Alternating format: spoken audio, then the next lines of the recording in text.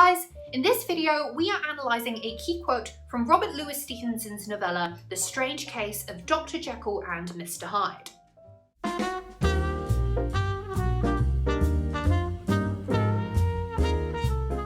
And first, a quick summary of the novella.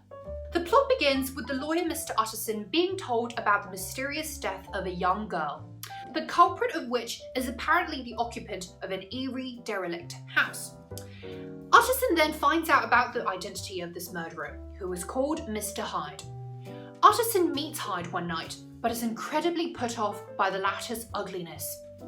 To Utterson's utter surprise, his friend Dr. Jekyll, who is a perfectly respectable and well-liked gentleman, has designated Mr. Hyde as the main benefactor of his will. But when the lawyer confronts Jekyll about this curious state of affairs, he is met with irritation and evasiveness. As time goes on, another mysterious murder takes place in town, this time of Sir Denvers Carew, who is an elderly member of Parliament. Now, while the identity of the murderer is suspected to be Hyde, the murder weapon is discovered to be Jekyll's walking cane. But no one actually thinks that Dr. Jekyll, out of everyone, would do anything wrong. And besides, the police can't find Hyde. So all resumes normalcy for some time. But the truth eventually unravels itself, and as Jekyll falls into a state of deep depression and isolation, his other friend and fellow physician, Dr. Lanyon, tells Utterson that there is something horrible about Jekyll which he can't bring himself to talk about. Now, soon afterwards, Lanyon dies and leaves behind a letter for Utterson. The lawyer then decides to confront Jekyll once and for all. And when he reaches Jekyll's mansion and breaks down the doctor's door, he finds Hyde dead in Jekyll's clothes, beside a letter titled Henry Jekyll's for statement of the case. Both Lanyon and Jekyll's letters reveal the truth about what's happened all along, and that Jekyll and Hyde are but one person, and that Hyde was the unfortunate result of a scientific experiment gone very wrong. Now, before we move on to analysing one of the most important quotes in this novella, it's worth paying attention to some of the contextual influences that underpin this work. Now, in general, there are three sources of influence behind the writing of Jekyll and Hyde. First, Stevenson's own chronic illness since young, which led to an acute awareness of man's physical limitations and a desire to imagine a body beyond mortal constraints. The second one is Stevenson's avid interest in Charles Darwin and Herbert Spencer's works on evolution and eugenics, which laid the foundation of Jekyll and Hyde's narrative of anatomical metamorphosis. The notion of survival of the fittest was part of the cultural dialogue back then, and it raised the dangerous but alluring question of whether man can ever accelerate the pace of his own evolutionary progress through scientific advancement.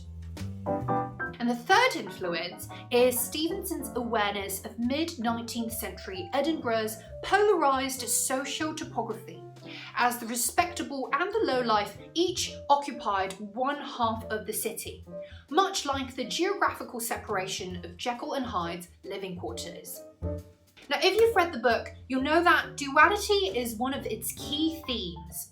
Now, beyond the physical manifestation of duality in the characters of Jekyll and Hyde, there's also the moral duality of good versus evil, the social duality of appearance versus reality, and the epistemological duality of knowing enough versus knowing too much. But while these strains of duality run through the course of the novel, their truth doesn't emerge until the final chapter, when Utterson reads Jekyll's full statement of the case. A key quote in this chapter comes after Jekyll recalls his first transformation into Hyde and back into his original self. Now that he possesses such supernatural power, Jekyll realises that he's technically beyond the grasp of the law, and that he can pretty much do anything and get away with it. But in the face of his conscience, he is also confronted with a dilemma. Should he make use of this power, and if he does, can he resist the urge to use it in an evil way? Now, this is the quote that we'll be looking at. "That night I had come to the fatal crossroads.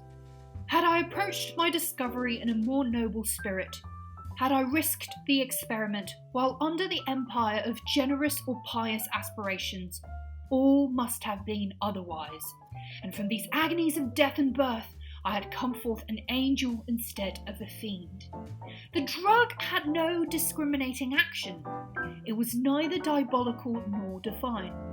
It but shook the doors of the prison house of my disposition, and like the captives of Philippi, that which stood within ran forth.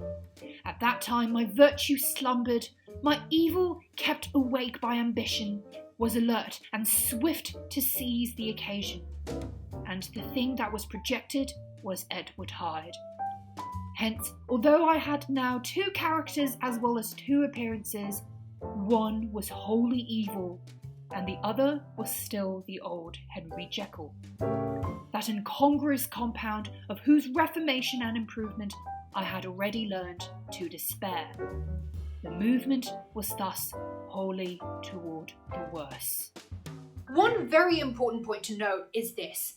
Despite science being a factor behind Hyde's horrendous creation, science itself isn't to blame.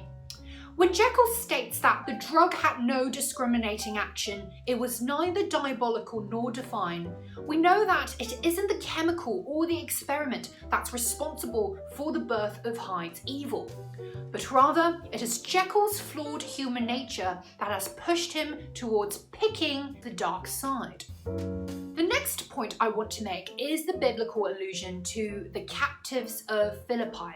In Acts 16, 11-40, Paul casts the demon out of a female fortune teller, only to then be imprisoned by the Roman authorities, who are bitter about losing the woman as a source of spectator income. But God then intervenes by sending a violent earthquake to Philippi, and as a result, the prison chains are broken and Paul is saved. But in Jekyll's case, what ran forth like the captives of Philippi isn't a redemptive force, but is instead a damning one in the form of Hyde, who will go on to haunt and not save him. Notice as well the many dualities presented as antitheses in this section, such as these agonies of death and birth, an angel instead of a fiend, neither diabolical nor divine, my virtue slumbered, my evil kept awake by ambition, two characters as well as two appearances, etc. The point of these antitheses is to show Jekyll's constant struggle between polarizing forces and his very human failure to transcend beyond his humanness and to resist his darker instincts. And this forces him to choose the immoral persona between the two characters and appearances, one being the old Henry Jekyll and the other being wholly evil. Now finally, let's take a look at the use of personification in this scene. There is the drug having shook the doors of the prisonhood of my disposition. His virtue slumbered and evil kept awake. Now these descriptions of chemicals and internal qualities taking on a life of their own suggest that it is they, rather than Jekyll the man, who's controlling the course of action. Now this reinforces Jekyll's overwhelmed sense of self and powerlessness, and presents us with a reason for why the Doctor ultimately fails to resist the greater influences of science and temptation. And there you have it, guys. I hope you enjoyed this brief summary, context, and quick quote analysis of Jekyll and Hyde. If you found this video helpful, I'd massively appreciate it if you could give this video a thumbs up and subscribe to my channel for more useful English Lit study videos down the line. I also have a blog post on this, so you can go ahead and check that out in the description box below. And I'll see you guys in the next video. Bye!